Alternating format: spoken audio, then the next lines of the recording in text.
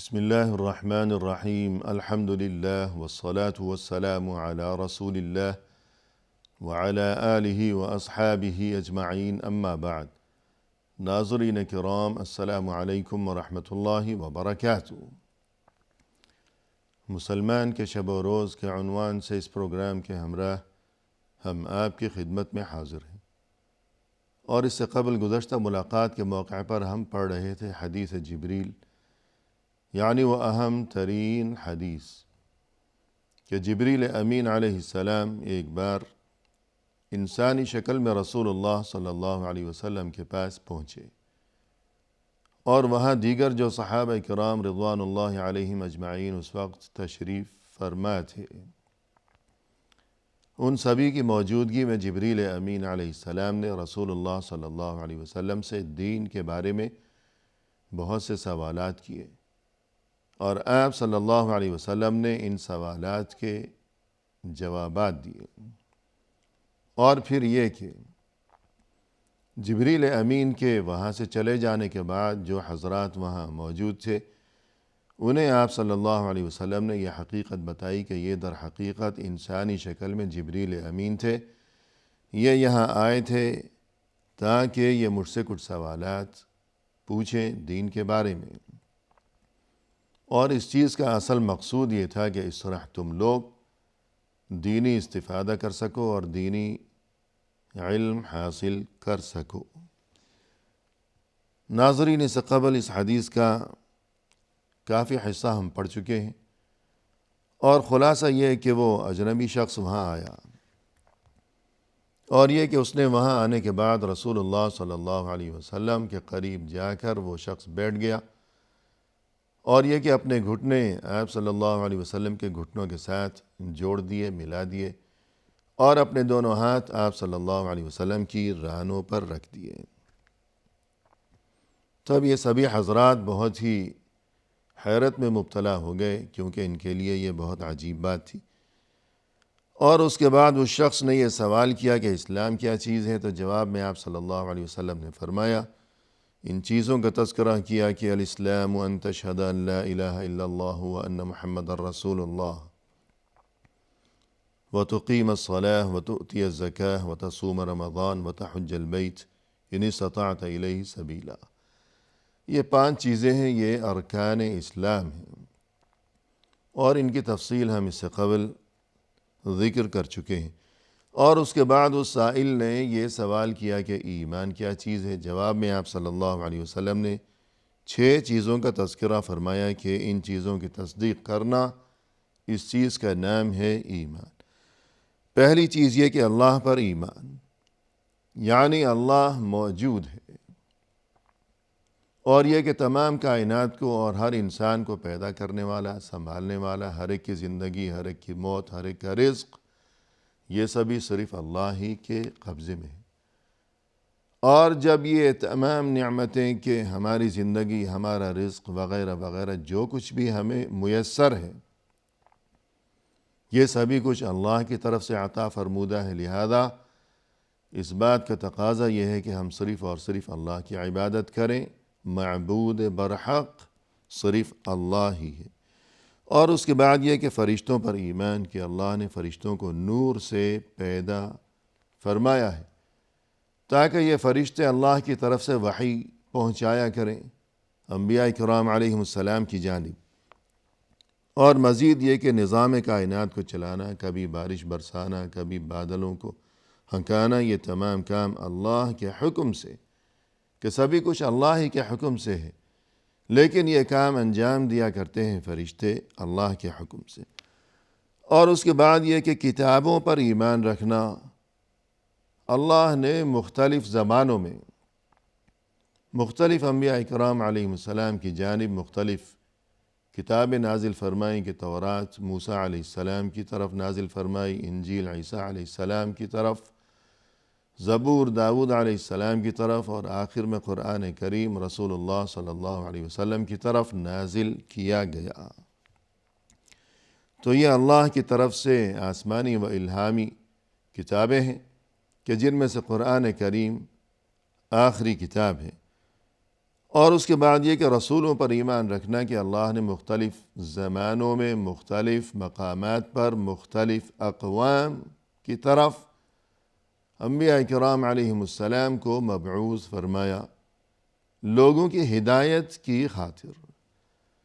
لوگوں کو گمراہی سے درست راستے کی طرف لے جانے کے لیے،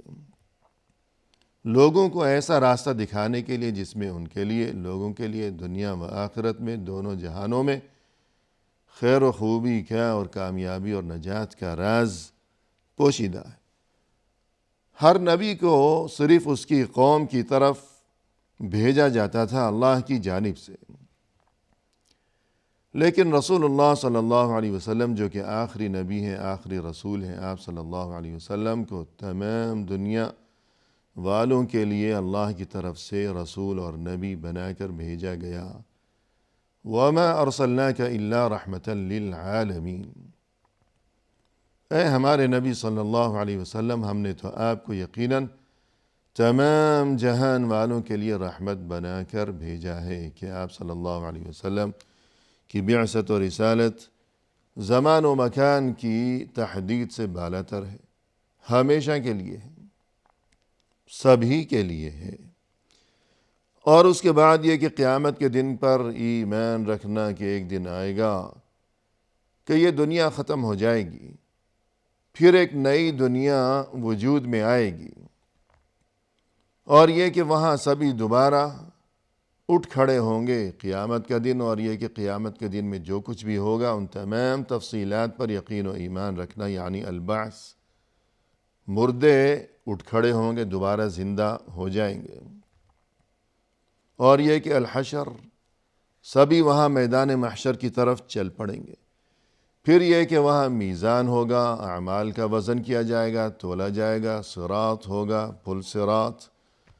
اور پھر آخر میں کسی کے لیے جنت اور وہاں کی نعمتیں، اور اللہ کرے کہ ہم سبھی بھی انہیں خوش نصیبوں میں شامل ہوں، اور کسی کے لیے جہنم اور وہاں کا عذاب۔ اور آخری چیز یہ ہے کہ تقدیر پر ایمان، کہ جو کچھ ہے اللہ ہی کی طرف سے ہے، اور یہ کہ انسان راضی برضا رہے۔ تو ان 6 چیزوں پر یقین و ایمان رکھنے کا نام ہے ایمان۔ پھر اس نے کہا کہ فَأَخْبِرْنِي عَنِ الْإِحْسَانِ، مجھے بتائیے کہ احسان کیا چیز ہے، یعنی پہلے اسلام کے بارے میں سوال، پھر ایمان کے بارے میں، اور اب احسان کے بارے میں۔ قال ان تعبد اللہ كأنك تراه فإن لم تكن تراه فإنه يراك، آپ صلی اللہ علیہ وسلم نے فرمایا کہ احسان یہ ہے کہ تم اللہ کی عبادت یوں کرو گویا کہ تم اللہ کو اپنے سامنے دیکھ رہے ہو، اور اگر تم اللہ کو نہیں دیکھ رہے تو یہ بات تو یقینی ہے کہ وہ اللہ تمہیں دیکھ رہا ہے۔ یعنی احسان کے لفظی معنی ہے بہت اچھا کرنا، کسی چیز کو یا کسی عمل کو، کسی کام کو بہت اچھا بنانا، خوب اچھی طرح انجام دینا کوئی کام۔ تو جب یہ بات معلوم ہو چکی کہ اسلام کیا ہے، ایمان کیا ہے، تو اب مزید یہ کہ انسان کا یہ ایمان اور یہ اسلام یہ بہت اچھا ہونا چاہیے۔ تو اچھا کس طرح ہو؟ اچھا اس طرح ہو کہ انسان اللہ کی عبادت یوں کیا کرے گویا اللہ کو اپنے سامنے اپنی آنکھوں سے دیکھ رہا ہے، کہ جب دیکھ رہا ہے تو پھر اس چیز کا تقاضا یہ ہے کہ خوب توجہ ہو، ادب ہو، احترام ہو، اور اگر اللہ کو نہیں دیکھ رہا انسان اپنی آنکھوں سے، تو کم از کم اتنی بات تو یقینی ہے کہ اللہ تو مجھے دیکھ رہا ہے۔ پھر اس نے کہا کہ فَأَخْبِرْنِي عَنِ السَّاعَةِ، مجھے بتائیے قیامت کیا چیز ہے۔ قال ما المسؤول عنها بأعلم من السائل، تب آپ صلی اللہ علیہ وسلم نے فرمایا کہ جس سے یہ سوال پوچھا گیا ہے اسے اس بارے میں سائل سے زیادہ کچھ بھی معلوم نہیں ہے۔ یعنی مسئول ہیں رسول اللہ صلی اللہ علیہ وسلم کے جن سے سوال پوچھا گیا، سائل ہیں، سوال پوچھنے والے ہیں جبریل امین۔ تو جس طرح سائل کو نہیں معلوم کہ قیامت کب آئے گی، تو مسئول یعنی رسول صلی اللہ علیہ وسلم کو بھی نہیں معلوم، کسی کو بھی نہیں معلوم، صرف اللہ ہی کو معلوم ہے۔ قال فأخبرنی عن اماراتها، تب اس نے کہا کہ قیامت کی کچھ نشانیاں بتا دیجئے، کہ آپ کو نہیں معلوم کہ قیامت کب آئے گی، مجھے بھی نہیں معلوم، کسی کو بھی نہیں معلوم سوائے اللہ کے، تو کچھ قیامت کی نشانیاں ہی بتا دیجئے۔ قال ان تلد الامة ربتها، تب آپ صلی اللہ علیہ وسلم نے ایک نشانی تو یہ بتائی کہ کوئی کنیز اپنی مالکہ کو جنے گی۔ اس کا مطلب یہ ہے کہ گھروں میں کنیز، غلام، خادم، نوکر چاکر، اس چیز کا اتنا رواج ہو جائے گا کہ کوئی کنیز ہے یا خادمہ ہے گھر میں، اس کا تعلق ہوا اپنے مالک، اپنے آقا کے ساتھ، پھر اس تعلق کے نتیجے میں اس کے ہاں اولاد پیدا ہوئی، تو جو ظاہر ہے کہ وہ اولاد ہے کہ کنیز نے اس کو جنا ہے اگرچہ، لیکن اس اولاد کا جو باپ ہے وہ کنیز کا آقا ہے، مالک ہے۔ تو آقا کی جو اولاد ہے کہ کنیز نے اسے جنا ہے، لیکن آقا کی اولاد بھی آقا ہے، تو یہ صورتحال ہوگی کہ خود اپنے آقا کو یا اپنی مالکن کو جنے گی کنیز۔ وَأَن تَرَى الْحُفَاةَ الْعُرَاةَ الْعَالَةَ رِعَاءَ الشَّاءِ يَتَطَاوَلُونَ فِي الْبُنْيَانِ، اور دوسری نشانی یہ کہ تم دیکھو گے کہ وہ لوگ جو کہ ننگے پاؤں تھے، ننگے بدن تھے، خالی پیٹ تھے، بھوکے پیاسے، بکریاں چرانے والے، اچانک دیکھتے ہی دیکھتے ان کی کیفیت ہو جائے گی کہ وہ بلند و بالا لمبی لمبی عمارتیں تعمیر کرنے میں ایک دوسرے سے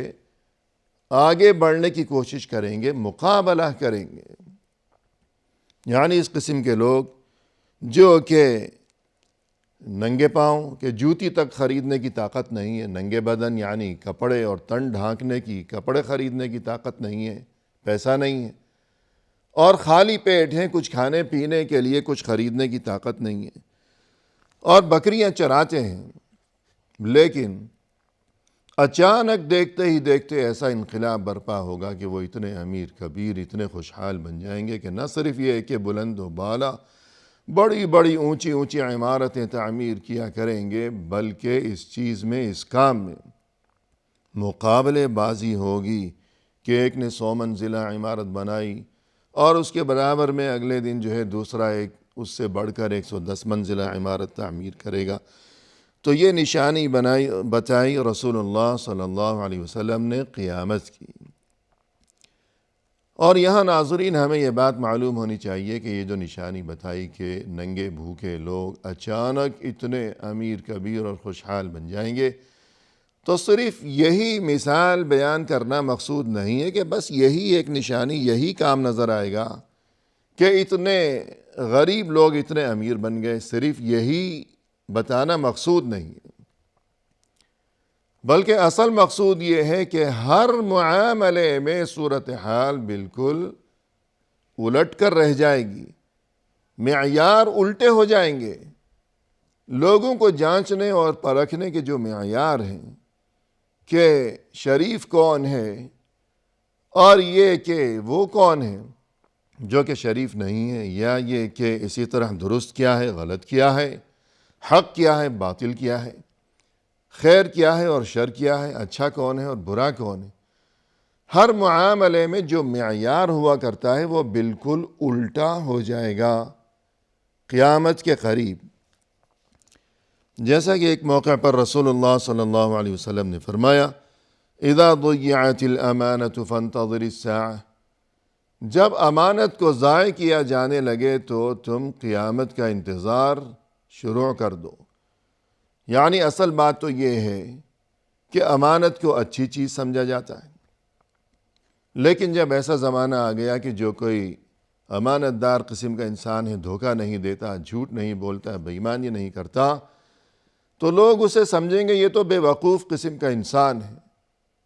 اور اسے تو کچھ دنیا کا ہوش ہی نہیں ہے۔ جبکہ اس کے برعکس جو کوئی بے ایمانی کرے گا، خیانت کرے گا، امانت کو برباد کرے گا، ضائع کرے گا، تو لوگ کہیں گے کہ ارے یہی تو عقل مند آدمی ہے، کتنا ہوشیار، کتنا سمجھدار۔ تو یوں گویا کہ معیار بالکل الٹا ہو گیا، اور اسی طرح فرمایا رسول اللہ صلی اللہ علیہ وسلم نے اذا وسد الامر الى غیر اہلہ فانتظر الساعہ، جب کوئی کام، کوئی عہدہ ہے، کوئی منصب ہے، وہ کسی ایسے شخص کے حوالے کیا جائے کہ جو اس کا اہل نہیں ہے، اس کے لائق نہیں ہے، اس کے قابل نہیں ہے، تب تم قیامت کا انتظار شروع کر دو۔ یعنی جو قابل ہے، لائق انسان ہے، اس کو تو محروم رکھا ہوا ہے، دور رکھا ہوا ہے، لیکن جو نالائق ہے اسے وہ عہدہ سونپ دیا گیا ہے۔ گویا کہ اب دنیا میں معیار یہ ہو گیا کہ جو نالائق ہے وہ قابل بن گیا، اور جو قابل ہے وہ نالائق بن گیا، تو الٹا ہو گیا معاملہ۔ تو یہ قیامت کی نشانی ہے۔ اور اسی طرح فرمایا رسول اللہ صلی اللہ علیہ وسلم نے وَتَخْوِينُ الْأَمِينِ وَأْتِمَانُ الْخَائِنِ، کہ قیامت کے قریب یہ صورتحال ہو جائے گی کہ جو کوئی امین ہے، سچا انسان ہے، امانت دار ہے، لوگ اسے خائن یعنی بددیانت سمجھیں گے، بے ایمان سمجھیں گے، اور جو کوئی خائن ہے، بددیانت ہے، بے ایمان ہے، جھوٹا ہے،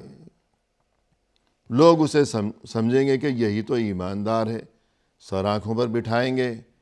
اور یہ کہ اس کو وہاں بڑی عزت نصیب ہوگی۔ کہ الٹا ہو گیا معاملہ۔ تو جب سبھی کچھ الٹا ہو گیا تو پھر